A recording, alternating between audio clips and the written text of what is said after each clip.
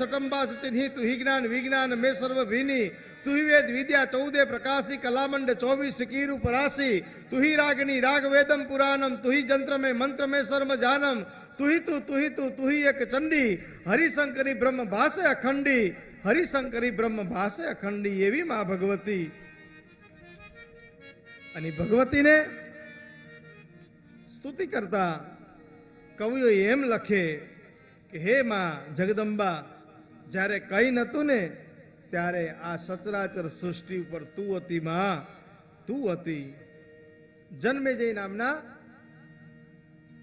ઋષિએ પ્રશ્ન પૂછ્યો છે કે હે ભગવાન આપે અંબા યજ્ઞ દ્વારા દેવીના આરાધનાની કથા કરી એટલે તે કોણ છે, કેવી રીતે આ સૃષ્ટિ પર આવ્યા, કેવી રીતે આ સૃષ્ટિ પર રહ્યા. બ્રહ્માંડ આ સાથે સાથે મને આખા બ્રહ્માંડની ઉત્પત્તિની કથા કહો.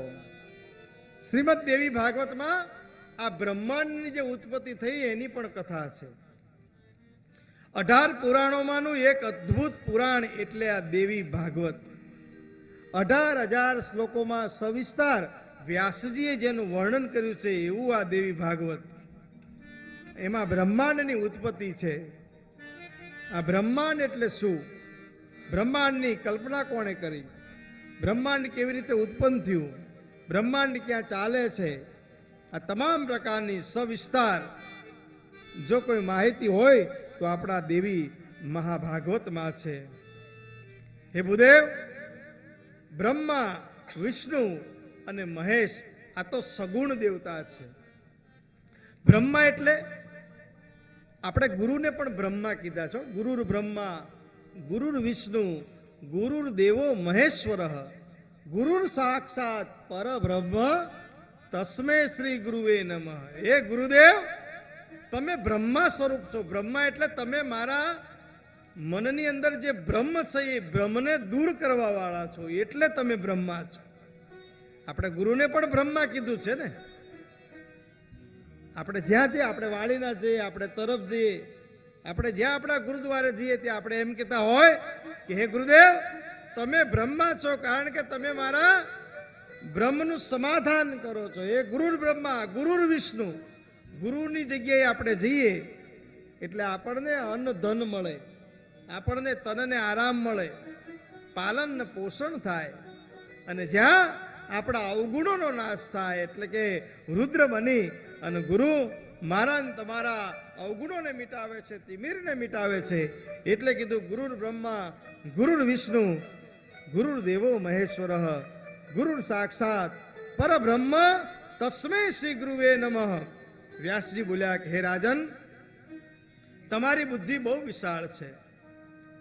હમણાં તમે બ્રહ્માંડની ઉત્પત્તિ કેવી રીતે થઈ એ તો અઘરા વિષય મને પૂછ્યો છે, પણ વાત એટલી જ જણાવવાની કે મુનિવર નારદજી જ્યારે ગંગા કિનારે બિરાજમાન હતા ત્યારે વેદોના સર્વોત્ત જ્ઞાતા એ મુનિના મને દર્શન થયા. ખબર અંતર પૂછ્યા અને નારદજીને પૂછ્યું કે મુનિ તમે બુદ્ધિમાન છો, આ વિશાળ બ્રહ્માંડના મુખ્ય કર્તા કોણ છે એ જણાવવાની મારા ઉપર કૃપા કરો. ત્યારે નારદજીએ આ સંપૂર્ણ મનોરથ પૂર્ણ કરવા વાળી આદિમાયા મહાશક્તિ પરાવળમાં અને કાર્ય સંપાદન કરવા વાળી આ પ્રકૃતિની વાત જણાવતા આ નારદજીએ મને એમ કીધું કે કલ્યાણમય નિર્ગુણ અને સ્ત્રી ગૃહો એવી વૈષ્ણવી સાંભવી બ્રાહ્મી વાસવી અને વારાહી નારસિંહી એવી અદ્ભુત મહાલક્ષ્મી નામથી વિખ્યાત એવી આ વેદ દ્વારા પ્રગટ થયેલી એમાં ભગવતીના સ્વરૂપનો એક ભાગ છે.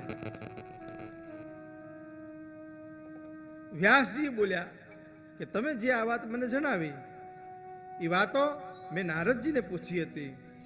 નારદજી એ વખતે કીધું કે વ્યાસજી પ્રાચીન સમયની વાત છે કે આ શંકા મારા મનમાં પણ ઉદ્ભવી હતી અને શંકા ઉત્પન્ન થવી જ જોઈએ.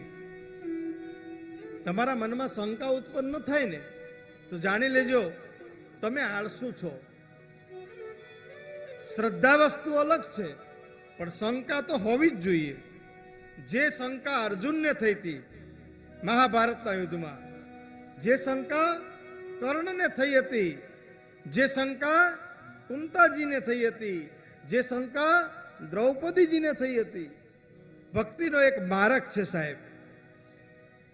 અને એ શંકા મારા મનમાં જ્યારે થઈ ત્યારે આ સ્થાવર જંગમમાં જેટલા પણ પ્રાણી છે એ તમામની ઉત્પત્તિ મારા કમળમાંથી ઉત્પત્તિ થઈ. અને કમળ પર બેસી અને વિચારવા લાગ્યો કે આ આઘા જળમાં હું કેવી રીતે ઉત્પન્ન થયો. વિચાર તો કરો. ભગવાનને પણ આવું થયું. ભગવાને પણ એવું વિચાર્યું કે હું ક્યાંથી ઉત્પન્ન થયો. ત્યારે પાણીમાં ઉતરી હજારો વર્ષ સુધી મેં તપશ્ચર્યા કરી, સંશોધન કર્યું, પૃથ્વીનું અન્વેષણ કર્યું, પણ ત્યાંય મને આનો લાગ ન મળ્યો. ત્યારે આકાશવાણી થઈ કે તમે તપ કરો, તપ કરો, તપ કરો અને પછી સૃષ્ટિ કરો. એ આકાશવાણીના માર્ગદર્શન અનુસાર મેં 1000 વર્ષ સુધી પાણીમાં રહી અને ત્યાં તપ કર્યું. એ સમયે મધુ અને કૈટભ નામના જે દૈત્યો મારી સામે આવ્યા હતા અને એ દૈત્યોનો મેં વધ કર્યો હતો. અને ત્યારે ભગવતી યોગ નિંદ્રાનું મને સ્મરણ થયું. મેં એનું સ્મરણ કર્યું અને સ્મરણ સાથે 5000 વર્ષ સુધી મેં આ મધુ કૈટભ સામે યુદ્ધ કરી અને એનો નાશ કર્યો હતો. ભગવાન વિષ્ણુએ ખોળામાં સુવાડી અને એના પ્રાણ રહિત કરી દીધા હતા. આવી શ્રીમદ દેવી ભાગવતની આ કથાના રસપ્રવાહ વચ્ચે આ તમામ પ્રકારના સૃષ્ટિના નિર્માણના, પાલન પોષણના અને એના વિનાશના કારણો આગળ ને આગળ ને આગળ ને આગળ વધતા જ રહે છે. આ સૃષ્ટિનો ક્યારેય અંત નથી. એટલે હે નારદજી, અમે તો માં ભગવતીના લીલા સ્વરૂપ ચરિત્રનું જ્ઞાન કરતા કરતા કરતા કરતા આ યોગ વિદ્યાને આગળ વધારીએ છીએ, આ સંસારની લીલાને આગળ વધારીએ છીએ. પણ જે પરમ તત્વ છે એ તો એક જ છે. જો તે પ્રલંબા જગદંબા આદયંબા ઈશ્વરી વદનમ જળંબા ચંદબંબા તેજ તંબા તું ખરી હોતે યથાકમ વીર હાકમ બજય ડાકમ બમણી જગ માય પરચા દીઠ જાહર અને રાસ આવડ રમણી. આ સમગ્ર સૃષ્ટિનો જે રાસ માળા જે રમાય છે, જે રાસ રમાય છે, એ રાસમાળાની વચ્ચે જે આ તમામ સૃષ્ટિનો બ્રહ્માંડનો ગરબો જે માથે ઝીલી અને આ સૃષ્ટિનું ચક્રરથ ફેરવ્યા કરે છે, એવી મા જગદંબા જ્યોત સ્વરૂપા છે. એટલે એને જોધમાં પણ કહે છે, એને જ્યોતમાં પણ કહે છે. જ્યોતે પ્રલંબા. પ્રલંબા એટલે અનેક પ્રલયો જેનામાં નિર્માણ પામે છે, ઈ પ્રલંબા. એક પ્રલય તો હજુ ઉત્પન્ન થાય, એનો નાશ થાય ત્યાં બીજા પ્રલય ઉત્પન્ન થાય. અનેક એવા વમળો, જેમ દરિયા કિનારે તમે બેસો અને જેમ વમળો આવતા જાય, એ વમળોનો પાર આવે, એ વમળોનો પાર ના આવે. એમ આ સૃષ્ટિના જે વમળો છે એ વમળોનો પાર નથી આવતો. અને એટલે આપણા લોક ભજનોમાં, લોકગીતોમાં આપણા મા ભગવતીના સ્વરૂપોમાં પણ કીધું છે કે ધન્ય માં તુજો ગણી, ધન્ય માં ભવાની, તુજો ગણી ધન્ય માં ભવાની, માં તુજો ગણી ધન્ય માં ભવાની. હે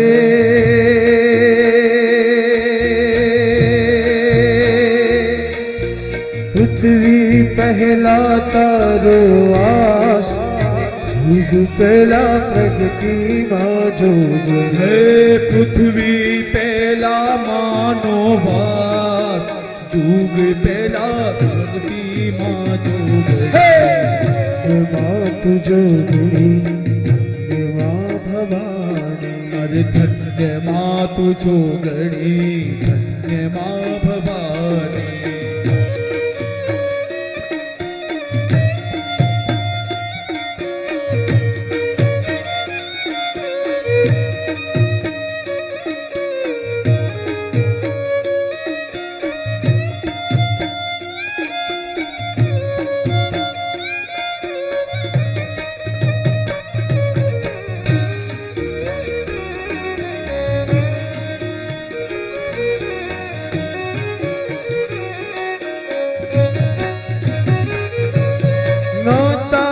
સૂરજ મારી નહોતા ચાંદલિયા નહોતા દેવોના દરબાર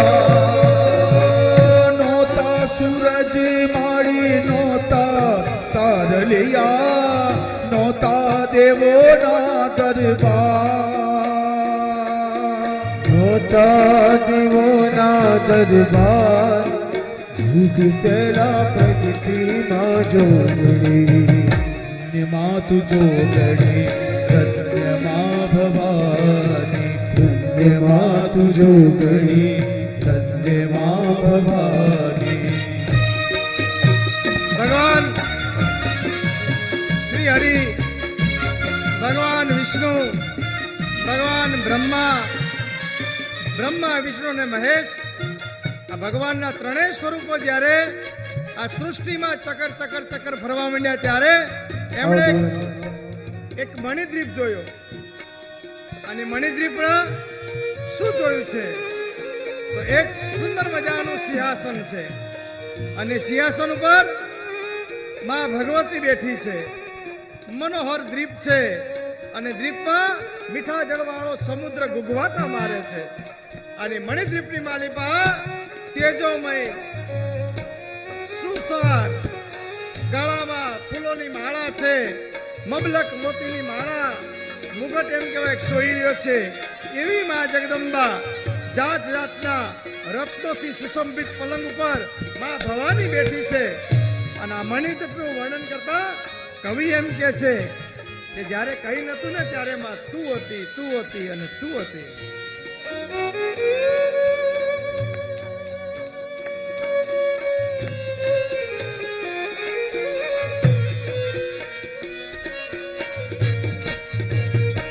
હો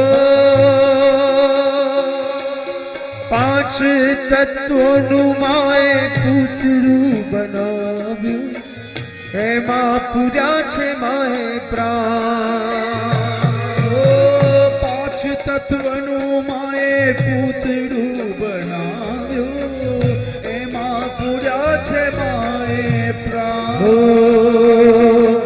એમાં પૂર્યા છે માએ પ્રાણ યુગ પેલા પ્રગતિમાં જોગો હો એમાં પૂર્યા છે માએ પ્રાણ જુગ પેલા પ્રગતિમાં જોગ હે માતુ જોગણી ધન્યમાં ભવાની અરે ધન્યમાં તું જોગણી ધન્યમાં ભવાની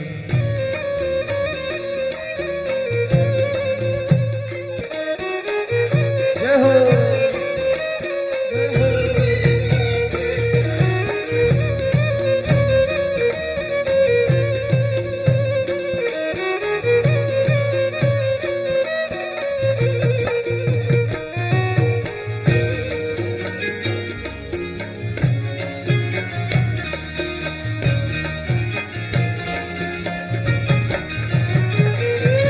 પાતાળ જઈને માએ પિંડ રોપ્યો એના પડ્યા છે બે ભાગ હે પાતાળે જઈને માએ પિંડ રૂપિયા એના પાડ્યા છે બે ભાગ હો એના પડ્યા છે બે ભાગ યુગ પેલા પ્રગતિમાં જોગણી ઓ એના પાડ્યા છે બે ભાગ યુગ પેલા પ્રગતિમાં જોગણી માતુ જોગણી દેવા ભવાની ધન્યમાં તું જોગણી ધન્યમાં ભવાની માતુ જોગણી દેવા ભવાની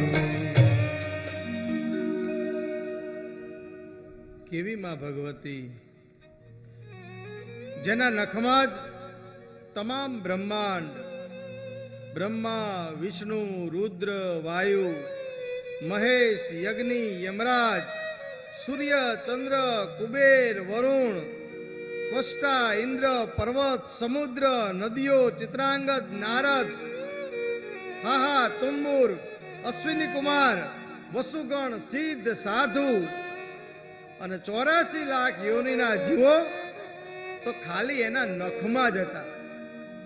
એવી માં દેવા દાતારા જુજારા ચારા વેદ યવ તારા દશા ધરા હારા 11 રવિ 12 ચારા ધામ સતિયા જતિયા સારા સુરાપુરા રિશેષરા પીરા પેગંબરા સિદ્ધ સાધકા પ્રણામ નવા નાથા નવા ગ્રહા 999 નદી પુરાણા 18 બાર વનસ્પતિ ઉચ્ચરા આદિશા આદિનાથ ઓમકાર પારસ કલ્પતરુ ચંદ્રસુર દિગપાળ પૃથ્વી આકાશ પાણી પાવક પવન કેવળાસ વાસી ઈશ કુબેર નમસ્કાર અને બ્રહ્મા ગણેશ અને શેષ ખગેશ વિશન એવા તમામે તમામ 68 તીર્થો જેના નખમાં સાહેબ સમયલા હોય એવી કુળદેવી એવી શેષમાં એવી મોજીમાં એવી મોગલમાં એવી લાખણેચીમાં એવી કુળદેવીમાં મારા ને તમારા જન્મારામાં મળે મારા ને તમારા મઢમાં બેઠી હોય ને એ તો મારું ને તમારું ભાગ્ય કહેવાય બાપ મારું ને તમારું અહો ભાગ્ય કહેવાય એવી માં મારા ને તમારા મઢમાં બેઠી છે સાહેબ. એક નાળિયેરના સ્વરૂપે એક ચુંદડીના સ્વરૂપે એક ત્રિશૂળના સ્વરૂપે અરે એક નાળિયેરની શેષમાં પણ માં જો રાજી થઈ જતી હોય તો આનાથી વધુ સારો કળયુગ કયો આનાથી વધુ સારો યુગ કયો. એક પાશેર લાપસી કરો માને જવારો અને માં રાજી થઈ જાય સાહેબ તો મારા ને તમારા અહોભાગ્ય કેટલા આપણે કેટલા પુણ્યશાળી છીએ. આ દેવી ભાગવત એમ કે છે હું નથી કેતો આ દેવી ભાગવત એવું કે છે.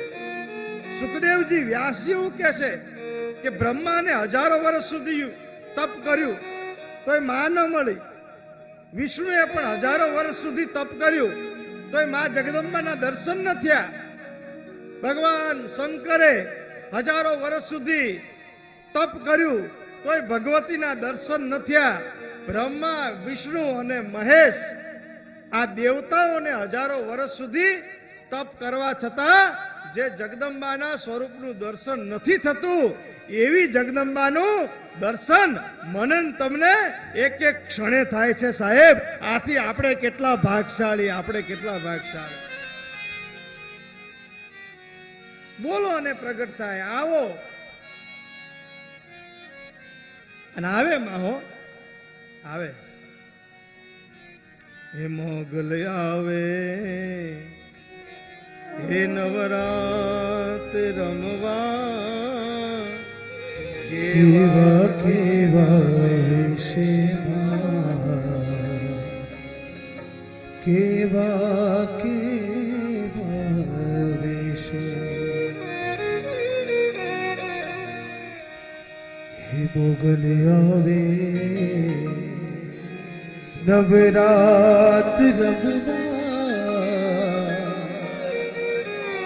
કેવા કેવા વેશમાં કેવા કેવા વેશે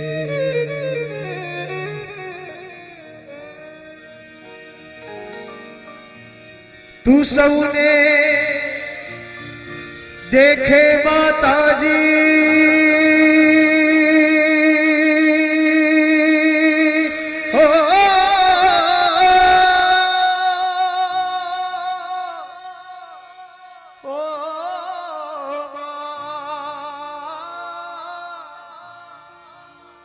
તું સૌને ભાળે માતાજી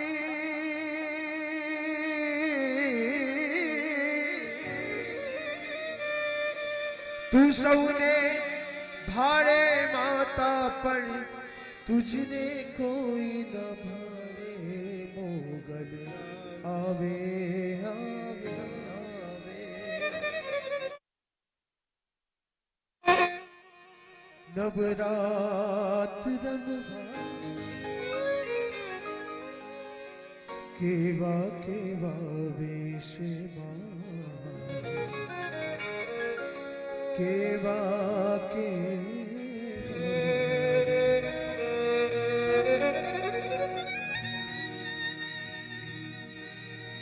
ઝળણ ઝળણ ઝાલ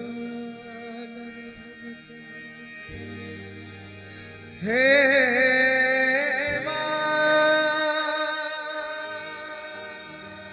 ખડરડ ખડરડ કાબીમાં તારી ખડરડ ખડરડ કાંબી. હાથે હેમના ચૂડા ઝમે લટુ મોકડી લાંબીમાં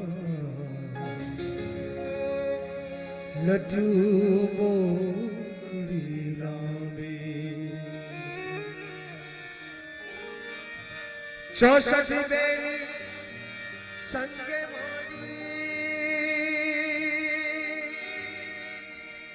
તાળી રેતી ને માને મોગલે આવે હે નવરાત રંગવા કેવા કેવા વેશમાં કેવા કેવા વેશ.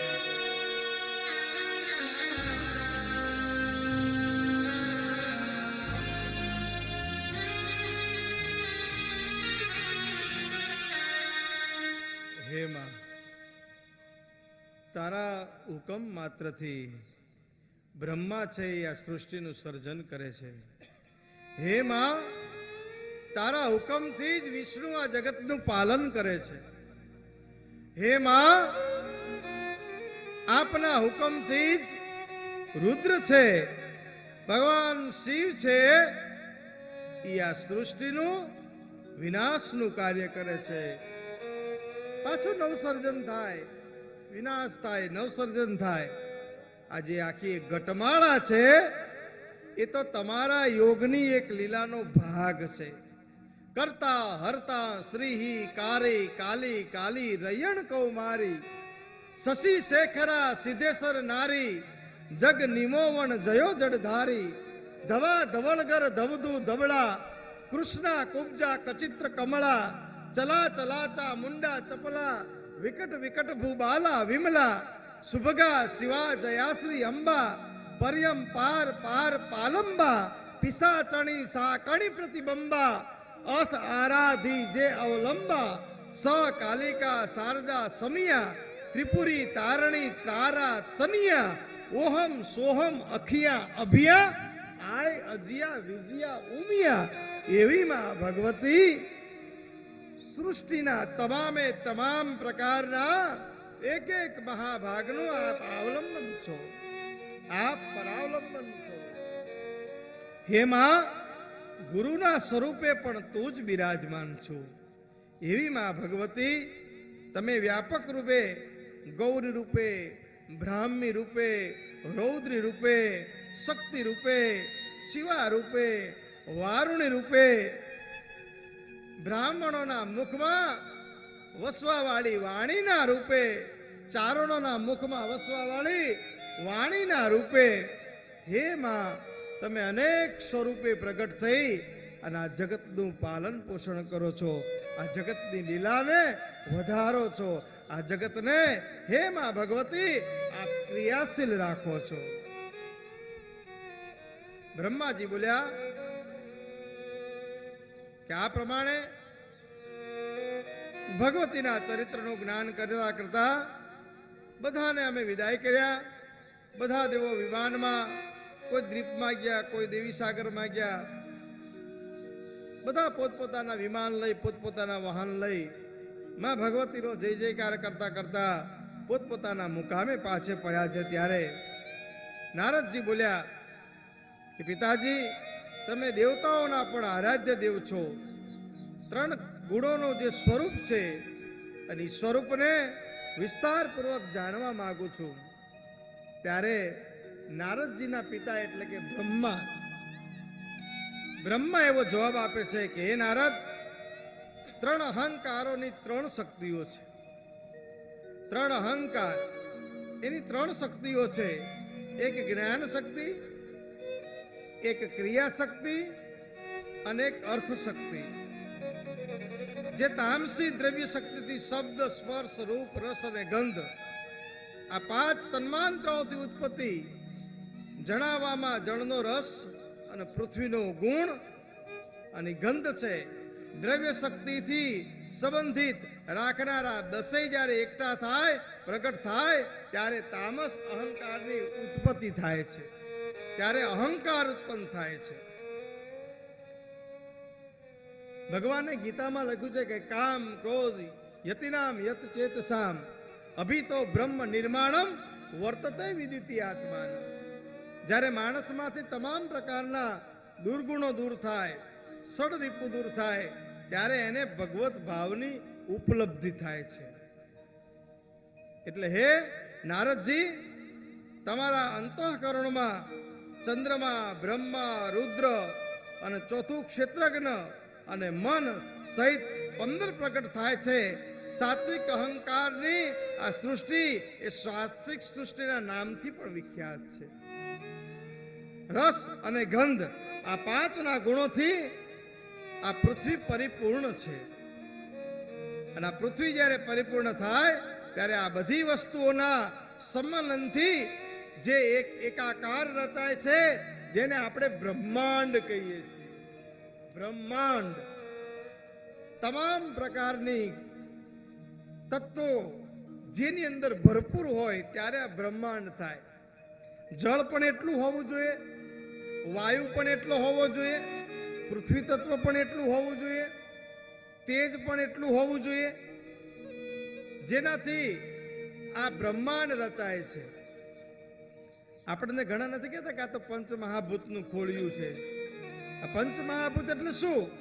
પૃથ્વી, અગ્નિ, વાયુ, તેજ, આ બધા 5 તત્વો ભેગા થાય ત્યારે પંચમહાભૂત થાય. અને આ પંચમહાભૂત એટલે જ બ્રહ્માંડ. મારા ને તમારા શરીરમાં પણ બ્રહ્માંડ છે. મારા ને તમારા બીજમાં પણ બ્રહ્માંડ આકાર પામેલું છે. આ દેહ છે તો માટીનો બનેલો છે, પણ આપણી અંદર આપણને ભૂખ કોણ લગાડે? તો અગ્નિદેવ. આપણામાં અગ્નિ છે, આપણને ભૂખ ક્યારે લાગે છે? અંદર અગ્નિ પ્રગટે. બોલો, નહીં કહેતા પેટમાં બલાડા બોલે છે. એ બલાડા નથી બોલતા, એ અગ્નિ આટા મારે છે. એ બલાડા નથી બોલતા. અને બલાડા કોઈ દી પેટમાં હોય? હવે કોઈ ઘરમાં નથી રહેવા દેતું, પેટમાં રહેવા દે બલાડા? અમારા બહેનો દાંત આવતા હશે. અગ્નિ છે એ પણ આપણી અંદર જ છે. પાણીનો ભાગ છે એ પણ આપણી અંદર છે. ઘણી વખત ડોક્ટર છે ને, સર્જન કરે ને, ડોક્ટર ઓપરેશન કરે ને, પછી નથી કહેતા ફલાણા ભાઈના પેટમાંથી બહુ જ પાણી કાઢ્યું. તો પાણી ક્યાં હમાઈ રહ્યું હતું? એ પાણી કઈ જગ્યાએ એકઠું થઈને પડી રહ્યું હતું? પાણી પણ આપણા શરીરનો ભાગ છે. અગ્નિ પણ આપણા શરીરનો ભાગ છે. વાયુ તો હોય જ. આ કરતર થાય આપણને, એનું કારણ શું? વાયુ આપણી નસમાં ફરે છે. એટલે આ તમે ધૂન ગાવ ને ત્યારે તાળી પાડવી. તાળી પાડવાથી શું થાય? આ બધા વાયુ છે ને, આ 39 પોઈન્ટ આવે. સાંભળજો શાંતાબેન, કાંતાબેન, રમીલાબેન, સુશીલાબેન, સાંભળજો. હા, આ શરીરમાં જે પોઈન્ટ હોય ને, આપણે પોઈન્ટ હોય 39 પોઈન્ટ. આ 39 પોઈન્ટ દબાય ને એટલે તમામ પ્રકારના વાયુથી આપણું શરીર મુક્ત થાય. એટલે હરિનામમાં તાળી પાડવી. એક વખત તાળી પાડો બધા. પેલા રામદેવ બાબા તાળી પડાવે છે, જોયું છે ને તમે? યોગના એના પ્રયોગો કરાવે છે, એમાં તાળી પડાવે છે. પણ આપણે સરસ મજાની તાળી પાડી અને સરસ મજાનું એક ગઈએ કે ગુરુજીના નામની હો માળા છે ડોકમાં.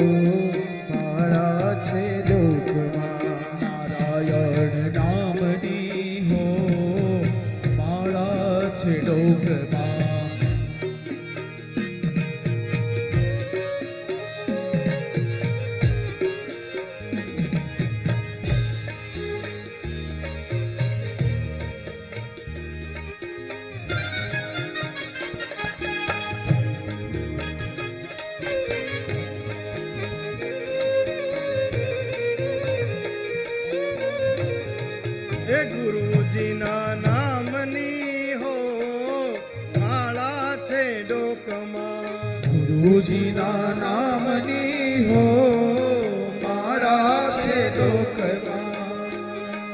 એ નારાયણ નામની હો માળા છે ડોકમાં. હે નારાયણના નામની હો માળા છે ડોકમાં. માળા છે ડોકમાં, માળા છે ડોકમાં. માળા છે ડોકમાં, માળા છે ડોકમાં. માળા છે ડોકમાં, માળા છે ડોકમાં. માળા છે ડોકમાં, માળા છે ડોકમાં. કેટલાના ગળામાં છે? કેટલાના ગળામાં માળા છે? જો મારા છે આ રે જો માળા તો હોવી જ જોઈએ હો. કાલથી દરેકના ગળામાં માળા હોવી જોઈએ. છેવટ કાંઈ ન હોય તો ઘરમાં તુલસીની માળા હોય કે ના હોય, આપણે પહેરવાની. શિવ એટલે રુદ્રાક્ષ, માં જગદંબાનું સ્વરૂપ એટલે તુલસી. આપણી સનાતન ધર્મમાં બે માળા હોય. તમે કોઈ પણ માળા ધારણ કરી શકો છો. એટલે કાલથી માળા પહેરજો. ચાલો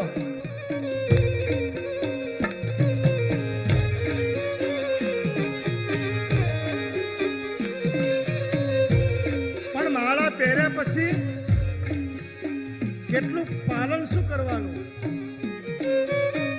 ખોટું બોલાય નહીં, અવળું ચલાય નહીં. ખોટું બોલાય નહીં, અવળું ચલાય નહીં. ખોટું બોલાય નહીં, અવળું ચલાય નહીં. ખોટું બોલાય નહીં, અવળું ચલાય નહીં. પદ ધરાય નહીં હો માળા છે ડોકમાં. પદ ધરાય નહીં હો માળા છે ડોકમાં. હે!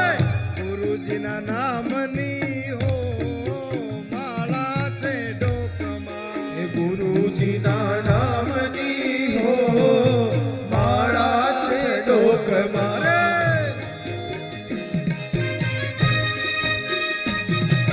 જય હો જય હો.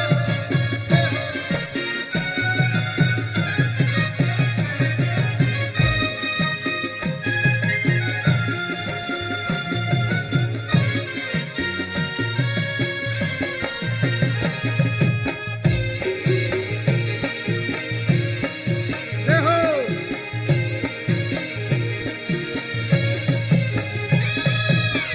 ધન સંગ્રાય નહીં, કોઈનું લેવાય નહીં. ધન સંગ્રાય નહીં, કોઈનું લેવાય નહીં. આપણે બીજા કોઈનું જૂટવી લેવામાં બહુ માનતા આવીએ. એક જગ્યાએ સત્યનારાયણની કથા ચાલતી હતી. ચાલુ રાખવાનું. સત્યનારાયણની કથા ચાલતી હતી. એમાં પેલો પ્રસાદ વેચતો હતો ભાઈ. એમાં એક ભાઈ પ્રસાદ લેવા માટે આમ હાથ કર્યો. તે પેલાએ પ્રસાદ આપ્યો. પ્રસાદ સત્યનારાયણનો તો કેટલો સરસ હોય પ્રસાદ.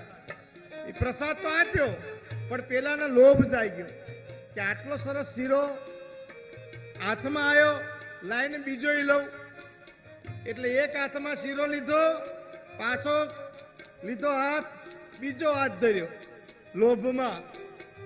પણ બન્યું કેવું કે આ તાહામાંથી શીરો ખૂટી ગયો અને પાછળ કૂતરું ઝપટ કરી ગયું. બોલો, બે બાજુથી રહ્યો. એટલે કે શું કે ધન સંગ્રાય નહીં, કોઈનું લેવાય નહીં. ધન સંગ્રાય નહીં, કોઈનું લેવાય નહીં. ધન સંગ્રાય નહીં, કોઈનું લેવાય નહીં. ધન સંગ્રાય નહીં, કોઈનું લેવાય નહીં.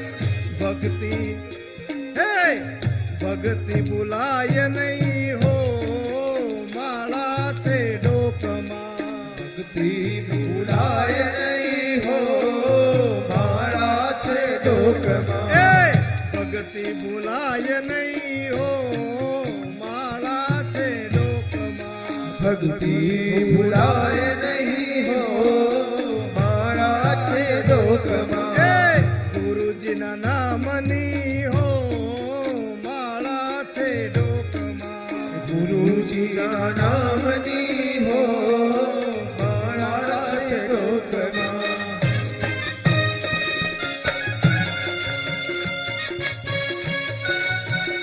જય હો, જય હો.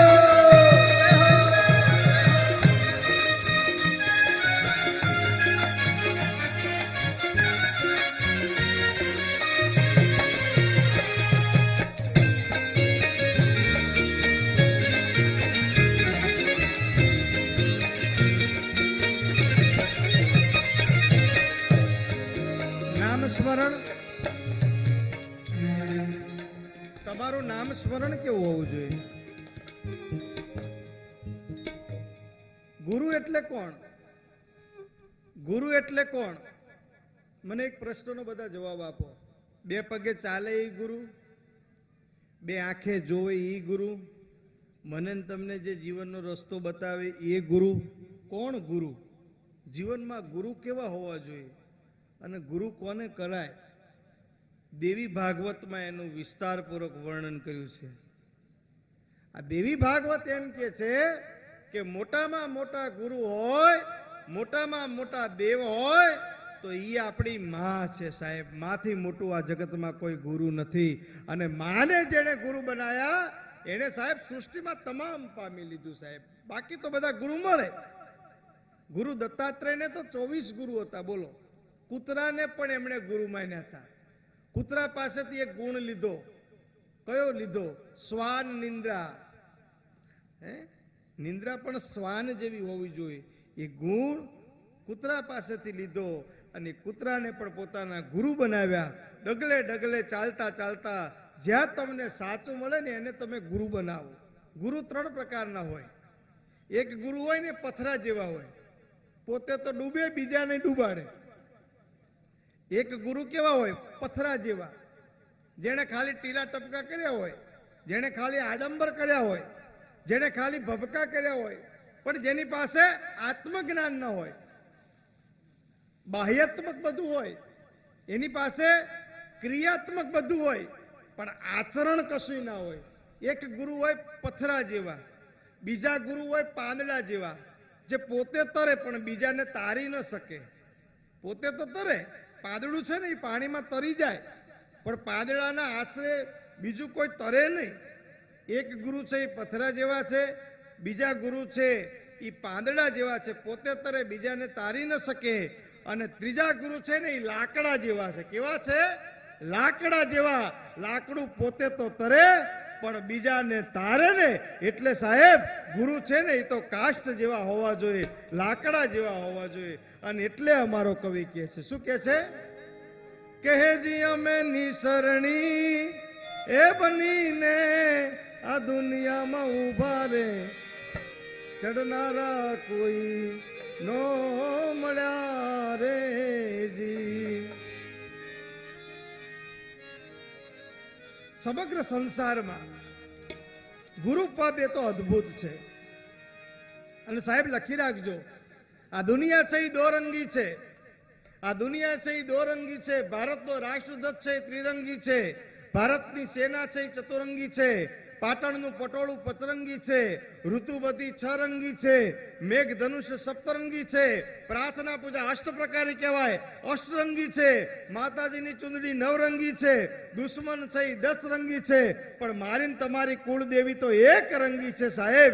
1 રંગી છે, 1 રંગી હોય, 1 રંગી સાહેબ. એનો કોઈ દી રંગ ના બદલાય સાહેબ. એના કોઈ દી પરચા મારે ને તમારે પામવાના હોય જ નહીં. ઘરમાંથી તમે ડગલું માંડો ને તમારી ભેળી થઈ જાય ને એનું નામ કુળદેવી સાહેબ. તમે ઘરમાંથી ડગલું બહાર નીકળો અને તમારી ભેળી થાય એનું નામ કુળદેવી સાહેબ. કુળનો ઉદ્ધાર તો કરે જ. કુળનો ઉદ્ધાર કરે હો, તમારો ઉદ્ધાર કરે એવું નહીં. જે તમારા કુળનો ઉદ્ધાર કરે એનું નામ કુળદેવી. કુળદેવીનો દીવો છે ને પાણીયારે કરવો જોઈએ. આપણા આદિકાળમાં તો મંદિરો નહોતા, તેથી આવા ભવ્ય ઇમારતો નહોતી. તેથી આપણા વડવાઓ પાણીયારે જે માટલું ભરીને મૂકતા એની બાજુમાં દીવો કરતા અને પછી કહેતા કે હે માં કુળદેવી, તું મારા ઘરને અપરંપાર ભરેલું રાખજે, ધન ધ્યાનથી ભરેલું રાખજે. હે, અને જળ તત્વમાં જ આપણે માના દર્શન કર્યા છે સાહેબ. જળ એ જ જીવન છે. એટલે કવિ એમ કે છે કે આ જગતમાં સમગ્ર જળમય છે સાહેબ. અગ્નિથી તો સૃષ્ટિનો વિનાશ થાય છે, સૃષ્ટિનો આરંભ પણ થાય છે, પણ જળ તત્વની અંદર સમગ્ર બ્રહ્માંડનું એક્યપણું જળવાયેલું રહે છે, એનું બીજ જળવાયેલું રહે છે. એટલે તો આ ફ્રીજની શોધ થઈ. આ ફ્રીજ શું કામ શોધાયું?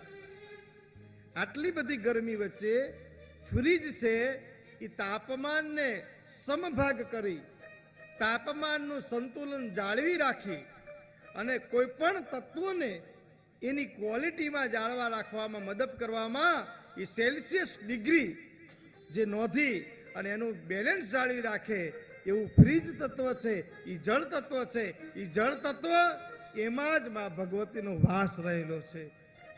અને એ જળની અંદર જ એક એવો અગ્નિ છે જેને આપણે વડવાનળ અગ્નિ કહીએ છીએ. સમુદ્રની અંદર પણ અગ્નિ છે હો, જેને વડવાનળ અગ્નિ કીધો છે. એટલે તો સમુદ્રમાં જે લાવા પ્રગટ થાય છે ને, એ સમુદ્રમાંથી પ્રગટ થાય છે સાહેબ. જેટલું જળ છે એટલો જ નીચે અગ્નિ છે. એટલે આ ત્રિગુણાત્મક શક્તિ છે. એક લક્ષ્મીનું સ્વરૂપ છે, એક મહાલક્ષ્મીનું સ્વરૂપ છે, એક મહાસરસ્વતીનું સ્વરૂપ છે, અને ત્રીજું સ્વરૂપ એ મહાકાળીનું સ્વરૂપ છે. ત્યારે સૂતજી બોલ્યા કે હે રાજા, જન્મજય દ્વારા પૂછવામાં આવેલા વ્યાસજીને પરમ ઉપકારથી આ તમામ પ્રશ્નોનું નિરાકરણ આવ્યા પછી હું એમ પૂછું છું કે હે રાજન, આ પુરાણ સંબંધી કથા આપણે ધ્યાનથી સાંભળી છે. આ કથાનું આચમન ઋષિમુનિઓએ વર્ષોથી યુગોથી કરતા આવ્યા છે. તો આ કથા એટલી કેવી રસભરી છે, કેવી અદ્ભુત રીતે ભરેલી છે કે આ કથાનું મહાત્મ ક્યારેય ઘટતું જ નથી. મુનિવર જમદગ્નિના પૂછવાથી લોમેશજીએ કીધું કે હે જમદગ્ને, તમે આ જે પ્રશ્ન કર્યો આ વિષયમાં હું કહું તે સાંભળો. મહાશક્તિની ઉપાસના તો કરવી જ જોઈએ, અને મહાશક્તિની ઉપાસના કરવાનું ઉત્તમ જો કોઈ સ્થાન હોય, ઉત્તમ જો કોઈ સમય હોય તો એ નવરાત્રા છે. નવરાત્રિ અદ્ભુત છે આ નવરાત્રિ. અને આ નવરાત્રિમાં જેણે જેણે માં ભગવતીનું સ્મરણ કર્યું છે એને માં ભગવતી ફળ આપે છે. હે લોમેશજી, હું આ કથા કહું છું એ તમે સાંભળો કે કૌશલ દેશમાં દેવદત્ત નામનો એક બ્રાહ્મણ હતો. કૌશલ દેશમાં દેવદત્ત નામનો એક બ્રાહ્મણ હતો, અને આ બ્રાહ્મણે સવિધિ પ્રતિષ્ઠિ યજ્ઞ કરાવ્યો. એના ઘરે પુત્ર નતો, સવાશેર માટીની ખોટ હતી. આ સવાશેર માટી આપણે શું કામ કહીએ છીએ? આપણે જ્યારે પણ શબ્દ વાપરીએ ને તો સવાશેર માટીની ખોટ, આ શબ્દ આપણે સાંભળતા હોય. સવાશેર માટી એટલે શું? જ્યારે તમારા ઘેર દીકરાનો જન્મ થાય ને, એનું વજન કરો ને તો સવાશેર જ થાય. દીકરાનો જન્મ થાય, પુત્રનો જન્મ થાય, પુત્રીનો જન્મ થાય, મનુષ્યનો જન્મ થાય તો એનું વજન સવાશેર થાય. જ્યારે મનુષ્યનો જન્મ થાય તો એનું વજન સવાશેર છે. એ જ મનુષ્યનું જ્યારે મૃત્યુ થાય, એની રાખ ભેગી કરવામાં આવે, એના હાડકા ભેગા કરવામાં આવે, એને જોખવામાં આવે ને તો સવાશેર જ થાય સાહેબ. આ સવાશેરથી કશું નથી. એટલે તો આપણે સવાશેર લાપસી ધરાવીએ છીએ, સવાશેર ઉલેર ધરાવીએ છીએ, સવાશેર આ બધું ધરાવે છે. અને સવાશેર છે ને એ જ શેષ છે. આ જગત ઉપર જ્યારે કશું નથી રહેતું ને, ત્યારે જે રહે છે ને એ શેષ છે. એ શેષમાં અહીં બામોસડામાં બિરાજમાન છે. બોલો શેષ માત કી જય. બહુ વૈજ્ઞાનિક સમાજ છે આ માલધારી સમાજ છે ને, એની પાસે વૈજ્ઞાનિક દ્રષ્ટિકોણ છે. માલધારી સમાજ છે એ પ્રકૃતિ સાથે જીવવા વાળો સમાજ છે. માલધારી સમાજ છે એ પહાડ, ડુંગરા, નદી, ખડક, પાણા, વળાકોમાં રમવા વાળો છે. એને પ્રકૃતિને આત્મસાત કરી છે સાહેબ. એમાંથી એને વિજ્ઞાન પ્રાપ્ત કર્યું છે સાહેબ. જેને કોઈ ન બનાવી શકે એમાંથી જેને અમૂલક દ્રવ્યો બનાવ્યા છે એ આ માલધારી સમાજ છે.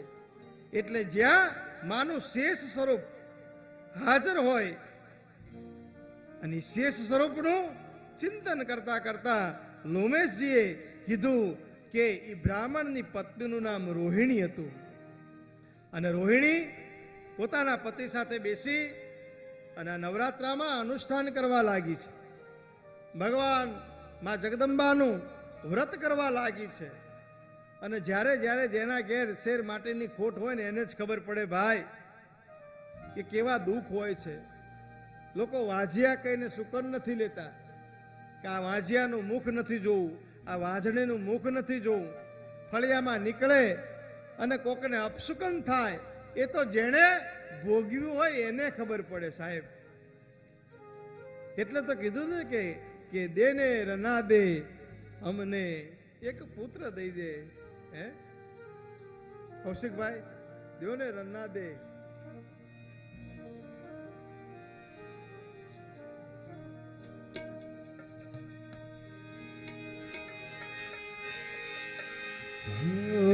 ચકરડી ભમરડી માર ઘેર જાજી રે ભવાની મરડી માર ઘેર જાજી રે ભવાની. હો ભમરડી નો ખેલ નાર દોને રે ભવાની મરડી નો ખેલ નાર દેજે રે ભવાની. હો ચકરડી નો ખેલ નાર દોને રે ભવાની નો રામ નાર દેજો રે.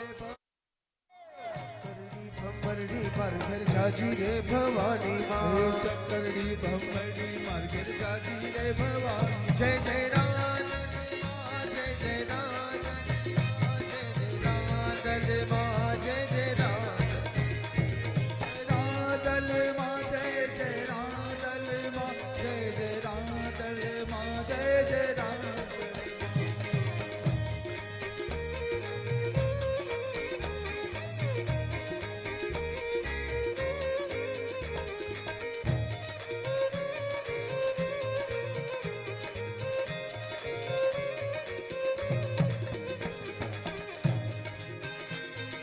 સાવરે સોનાના પાજોટ ઢળાવું માં સાવરે સોનાના રૂડા પાજોટ ઢળાવું માં. હે સોનાના તારા બાજોટ ઢળાવું માં અરે સાવરે સોનાના તારા બાજોટ હે ઢળાવું.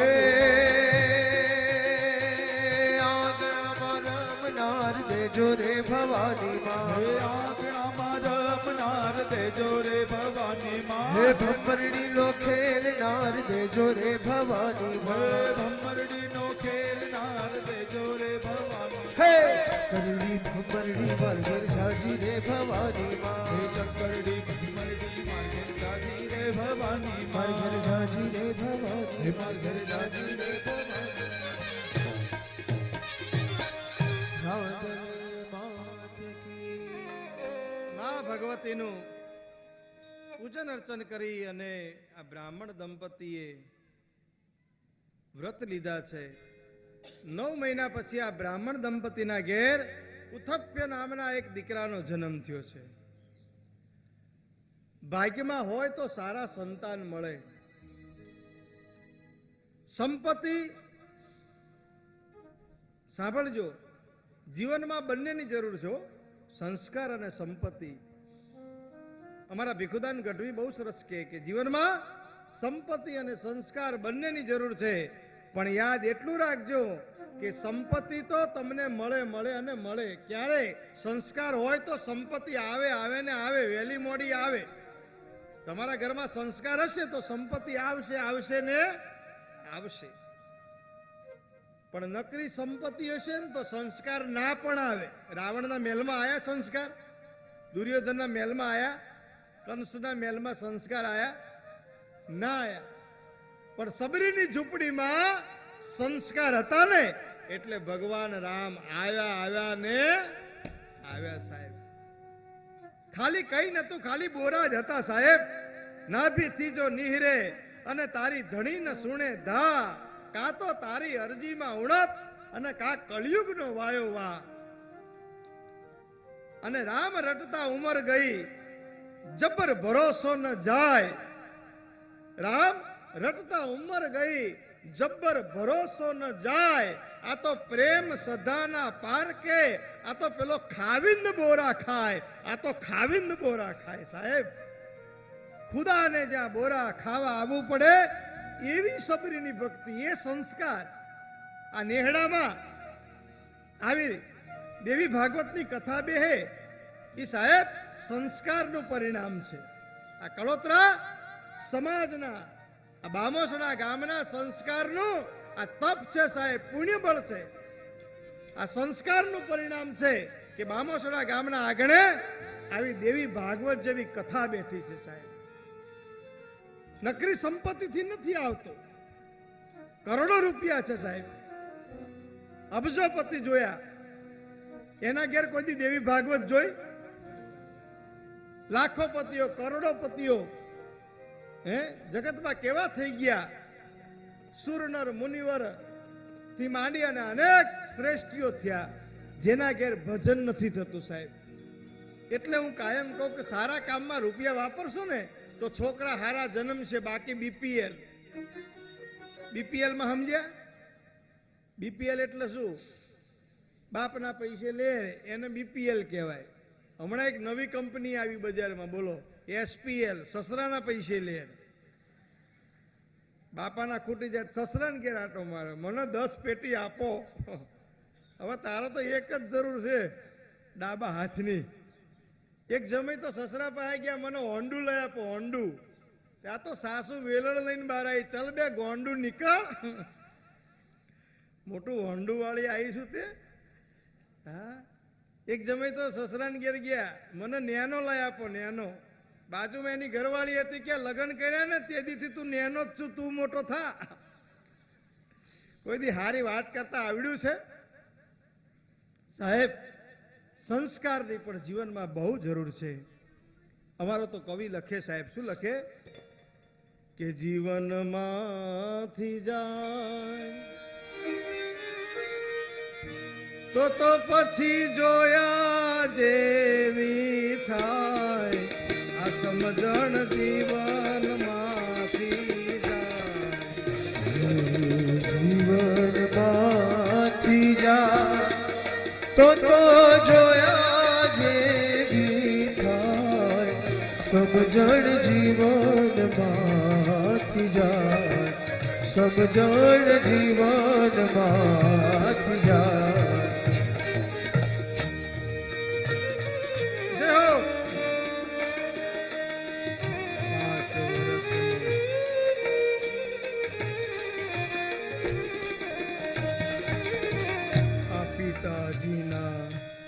વચન ખાતર રામ જીવનમાં જાય. પિતાજીના વચન ખાતર રામ વનવા જાય.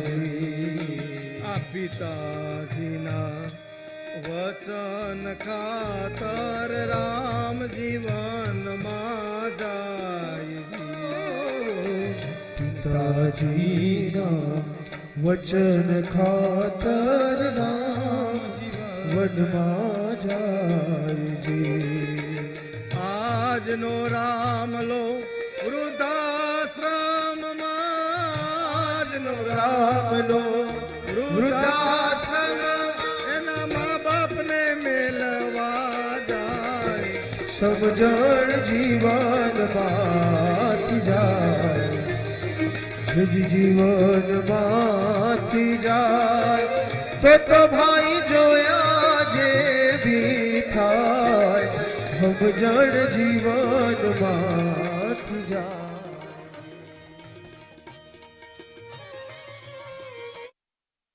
જય હો, જય હો.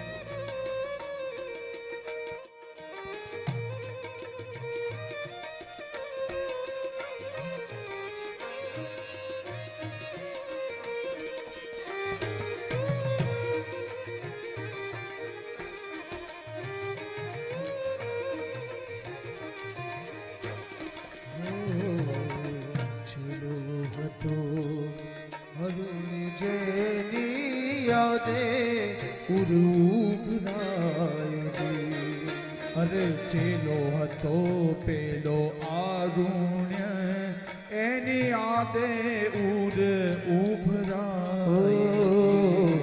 છેલો હતો પેલો અરુણી જેની યાદે ઉભરાયજી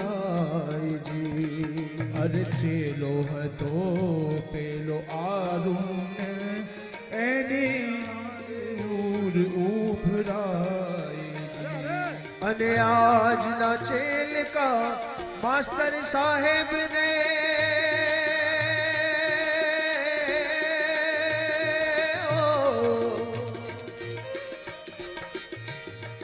હે આજના ચેલા માસ્તર સાહેબ ને શિવાજી બીડીયું પાય સમજણ જીવનમાંથી જાય જીવનમાંથી જાય તો ભાઈ જોયા જેવી થાય સમજણ જીવનમાંથી જાય સમજણ જીવનમાંથી જાય સમજણ જીવનમાંથી જાય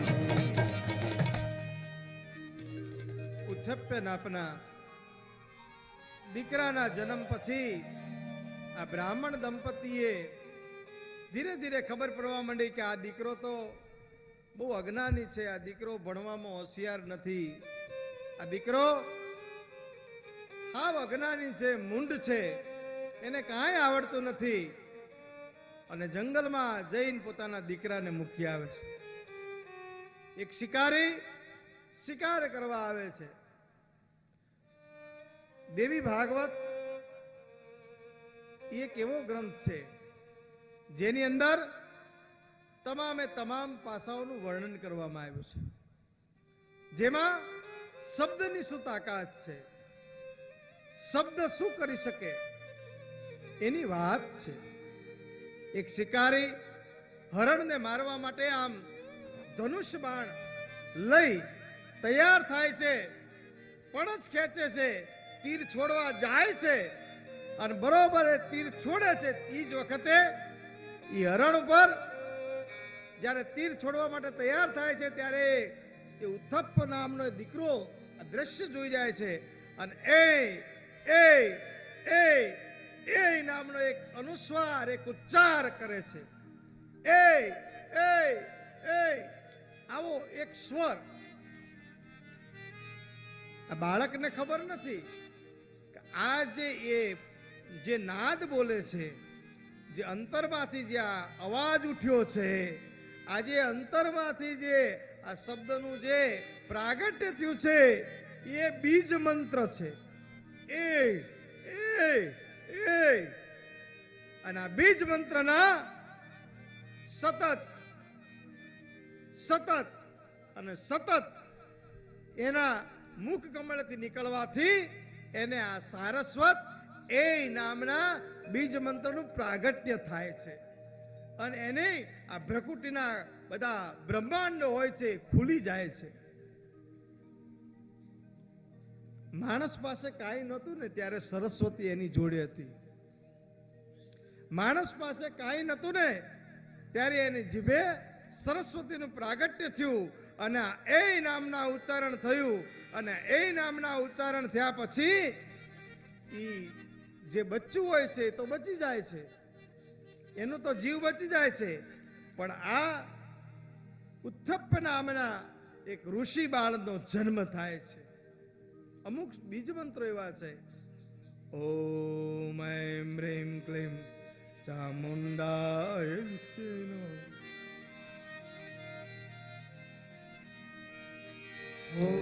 ઓમ એમ રીમ ક્લીમ ચામુંડાય રીચે, રીમ ક્લીમ ચામુંડાય રીચે. ઓમ એમ રીમ ક્લીમ તાળીઓ તાળાવજો. રીચે, ઓમ એમ રીમ ક્લીમ ચામુંડાય રીચે. ઓમ એમ રીમ ક્લીમ ચામુંડાય રીચે. ઓમ એમ રીમ ક્લીમ ચામુંડાય રીચે. ઓમ એમ રીમ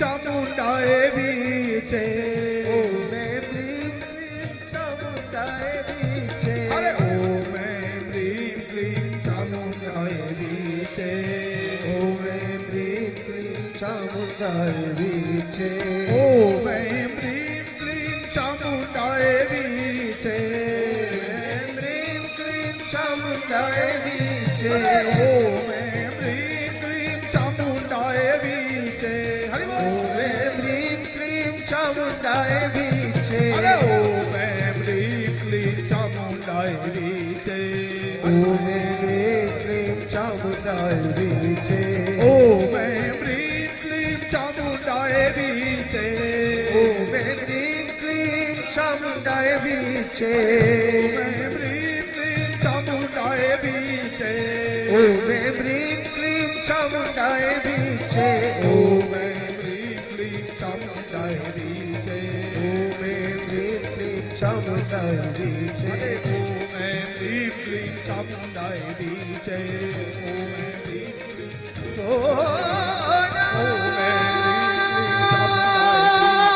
ઓમ એમ રીમ ક્લીમ ચામુંડાએ વીચે ઓમ એમ રીમ ક્લીમ ઓમ એમ રીમ ક્લીમ ચામુંડાએ વીચે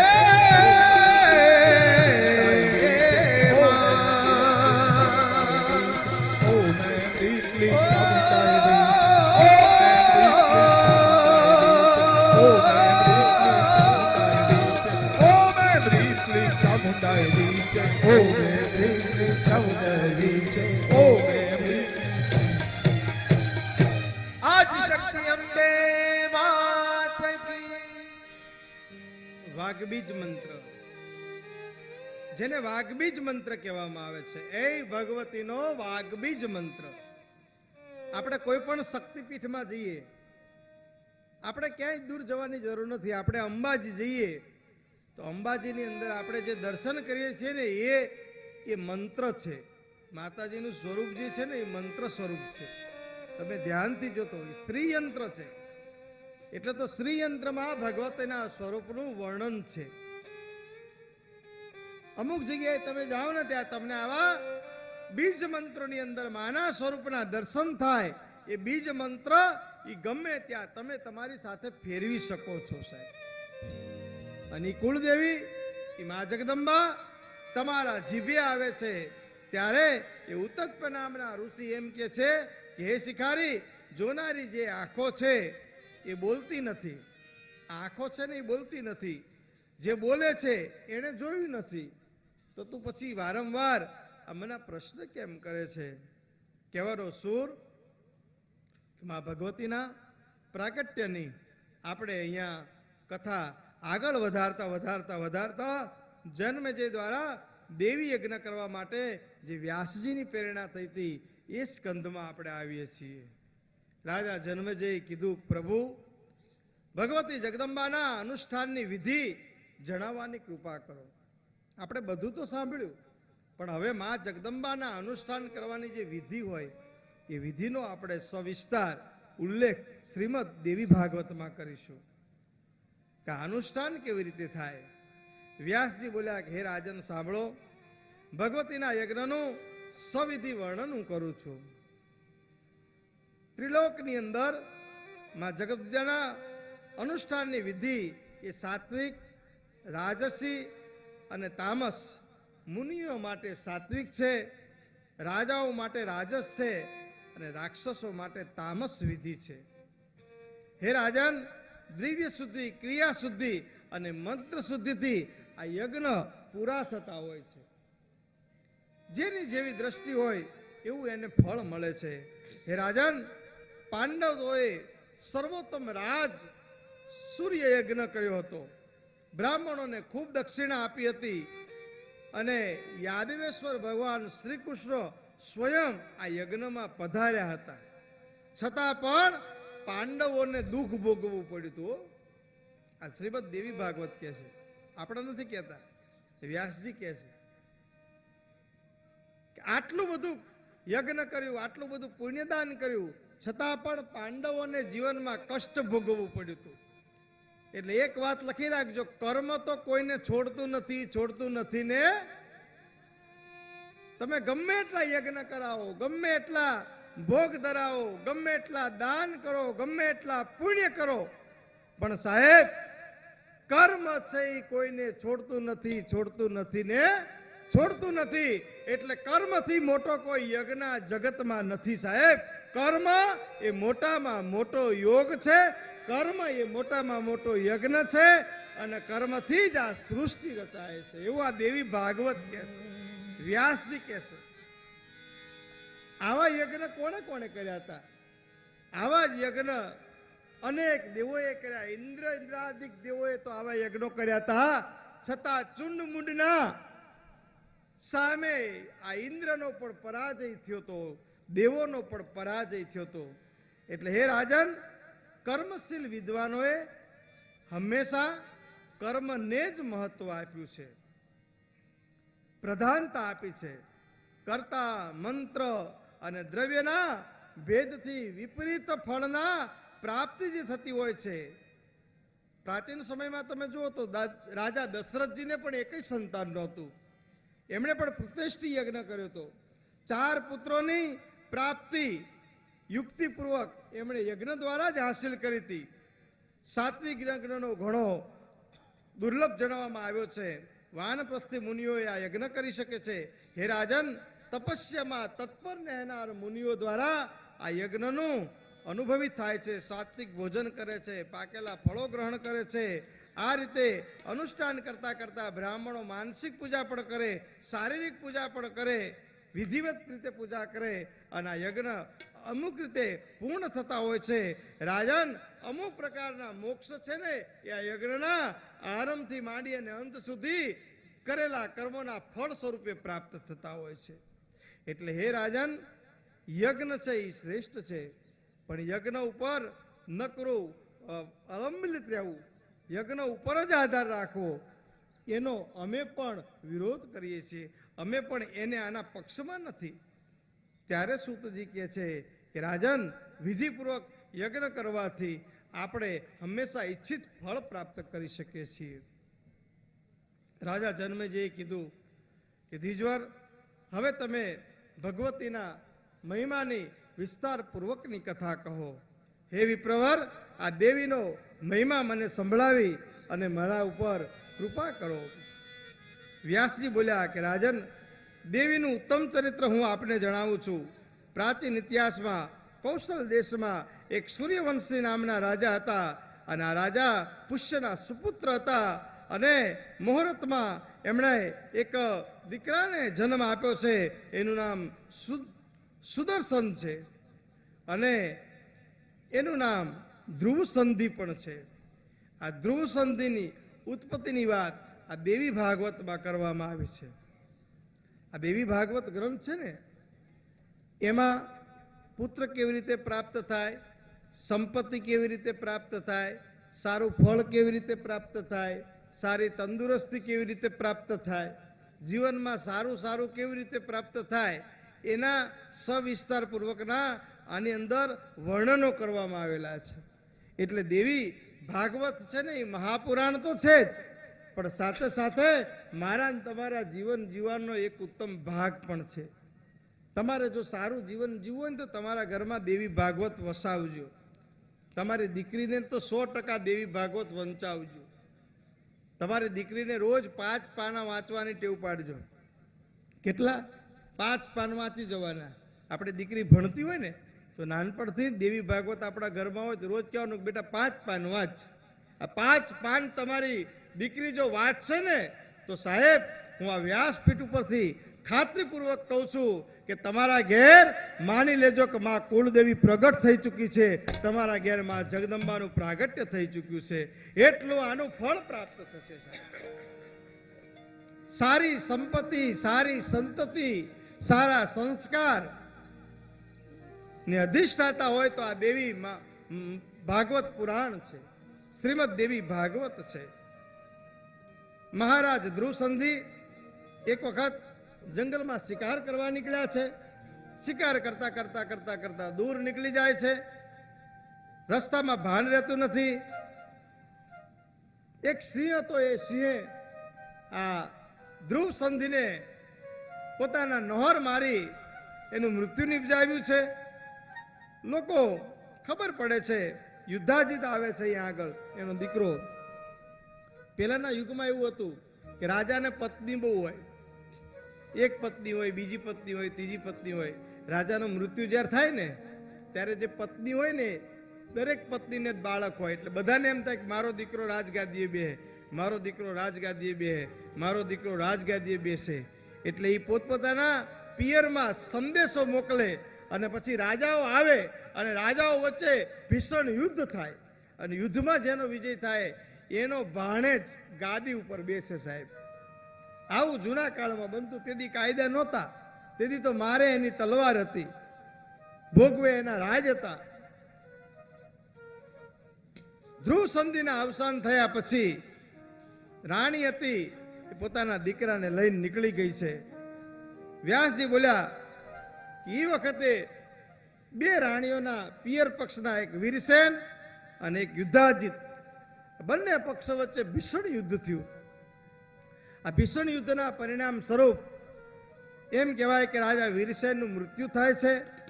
રાજા વીરસેનના મૃત્યુ પછી રણભૂમિમાં એના શરીરનો ત્યાગ થયા પછી મનોરમા એની પત્ની ગભરાઈ ગઈ છે અને મનોરમાએ જે લીલાવતી હોય છે, પોતાની શોખ હોય છે, એને એમ થાય છે કે આ મારી શોખ છે એ એના પુત્રને ગાદીએ બેસાડશે. એટલે પોતાના પુત્રને લઈ અને લપાતી છુપાતી આ રાણી નીકળી જાય છે. સગર નામના બાળકને લઈ અને રાણી નીકળતી નીકળતી જંગલમાંથી મધ્ય ભાગમાંથી પ્રસાર થાય છે. ત્યારે એ ભરદ્વાજ ઋષિના આશ્રમમાં આવે છે સાહેબ. અને ઋષિ મુનિ એને પોતે એમ કહેવાય કે આશરો આપે છે. જેને કોઈ આશરો ના આપે ને એને જગ્યા આશરો આપે. આ આશ્રમો બનાવવાનું કારણ શું? આ જગ્યા બનાવવાનું કારણ શું? આ તો હિન્દુસ્તાનની ધરતી છે. માં ભગવતી જાનકી ના પેટમાં જ્યારે બાળકો હતા અને ભગવાન રામે જ્યારે જાનકીજીનો ત્યાગ કર્યો ત્યારે લક્ષ્મણજી માં ભગવતી જાનકીને વનમાં મૂકવા જાય છે. વનમાં મૂકવા જાય છે ત્યારે લક્ષ્મણજી ની આંખમાં આંસુડા હોય છે. જંગલના મધ્ય ભાગમાં જઈ રથ ઉભો રાખીને લક્ષ્મણજી એટલું કહે છે કે હે જાનકી, મારા મોટા ભાઈ ભગવાન શ્રી રામે આપનો ત્યાગ કર્યો છે અને હવે આપને જંગલમાં રહેવાનું છે. ત્યારે જાનકીજી કશું બોલતા નથી, પોતાના પતિના આદેશને માથે ચડાવ્યો છે. અને એ વખતે એ જંગલમાં મહર્ષિ વાલ્મીકી નો આશ્રમ હોય છે અને વાલ્મીકીના આશ્રમમાં જાનકીજીને રક્ષણ મળે છે અને ત્યાં જ જાનકી લવ અને કુશ નામના દીકરાઓને જન્મ આપે છે. શાંતુ મુનિના આશ્રમમાં શકુંતલાને આશ્રય મળ્યો હતો. આપણા ઇતિહાસની અંદર, આપણા પુરાણોની અંદર અનેક આવા ઉલ્લેખો છે.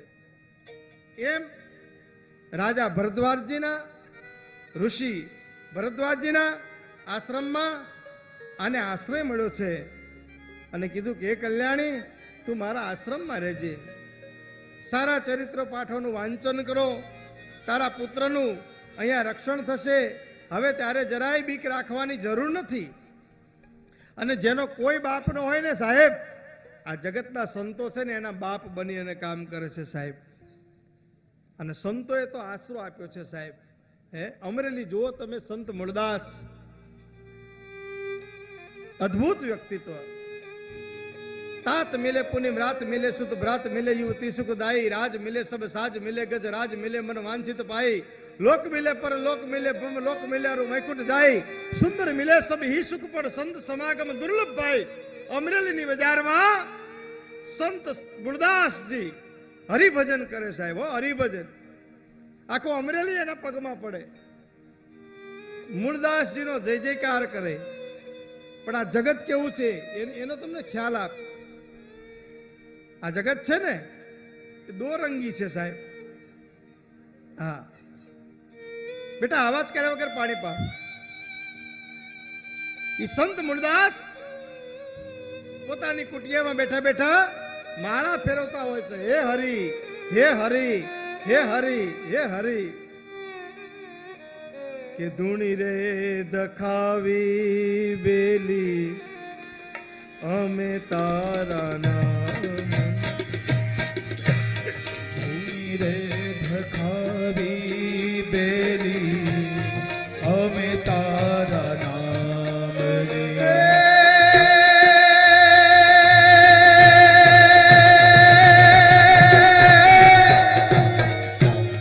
અમે તારા નામની રે ઓ, ઓ,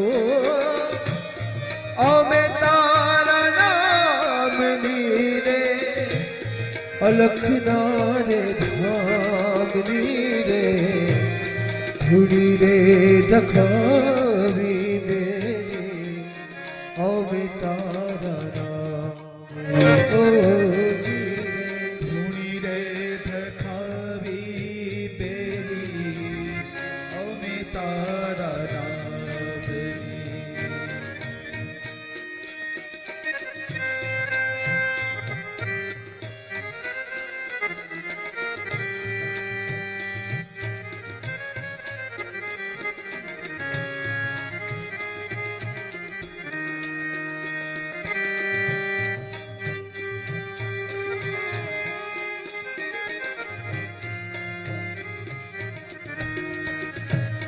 ઓ